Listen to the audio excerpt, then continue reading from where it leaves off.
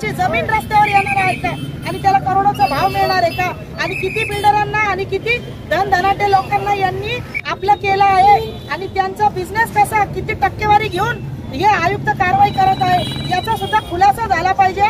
त्यांनी पब्लिक मध्ये आलं पाहिजे आणि आमच्या प्रश्नाची उत्तर दिले पाहिजे। आमचे 900 घरं जात आहे, 900 घरांचा हिशोब द्या, आम्ही कुठं जायचं आणि त्याच्यानंतर आमच्या घरावर बुलडोझर चालवा, नाही तर आम्ही जी श्रीकांतच्या घरात आणि पोलीस आयुक्तांच्या घरात घुसल्याशिवाय राहणार। आयुक्त साहेब आम्ही सगळ्यांकडे जाऊन आलो, शहरामध्ये एवढी मोठी कारवाई होतीये आणि खासदारांना काय आमदारापासून पालकमंत्र्यांपासून सगळ्यांना भेटण्याचा प्रयत्न केला, सगळ्यांना रिचेबल आणि हे बघा कुठेतरी या लोकांची पण याला मूक संमती आहे, त्याशिवाय एवढी मोठी कारवाई होत नाहीये। आणि आमचं म्हणणं एवढंच आहे की तुमचे कोटींचे बंगले फक्त आमच्या मतदानावर झालेले आणि आज जर आमच्या घरात तुटतील तर तुमचे बंगले तुटल्याशिवाय राहणार नाही, हे बघून घ्या। या आम जनतेची आणि गरीब जनतेची ही हाय तळतळ जर तुम्ही घेशाल तर तुम्हाला सुख लाभणार नाही। आता येणाऱ्या काळात गणेश उत्सव, नवरात्र सगळे सण साजरे होत असताना हे जर गरिबांचे घर उद्ध्वस्त करत असाल तर ही कुठली माणुसकी आहे, ही कुठली लोकशाही आहे? ही लोकशाही नाही तर ठोकशाही आहे। याला आमचा सगळे मिळून विरोध आहे की आमचे 900 घरं वाचवा। 1 टन घ्या, अजमेरी हॉटेल पासून जर 1 टन घेतला तर 900 घरं वाचतात।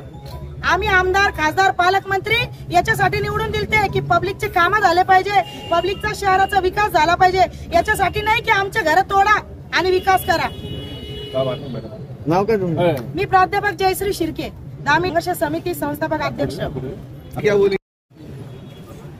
आज बघा चंपा चौक ते जालना रोड जी मार्किंग होत आहे, या मार्किंगला आमचा विरोध आहे। आमचं म्हणणं हेच आहे की बाबा हे जे चंपा चौक ते जालना रोड मध्ये 2000 मालमत्ता ज्या येत आहे, या 2000 मालमत्तांची या घरांचं पुनर्वसन करा, त्यांना नोटीस द्या, त्यांना कायदेशीर ज्या काही बाबी आहे त्यांना हे करा। आज हजारो लोक रस्त्यावर येत आहे आणि या शहराचे लोकप्रतिनिधी कुणीही बोलत नाही, मुख गिळून बसलेले आहे।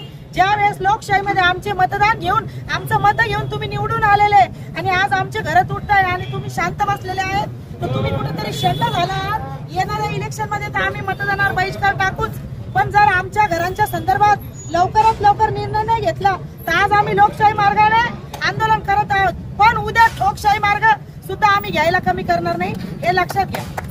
आणि आयुक्ताला, मनपा आयुक्ताला आमचं म्हणणं आहे की जर आमच्या घरं तोडणार असशील ना तर तुझे मुलं बाळा घेऊन या ना, आमच्या सोबत राहा।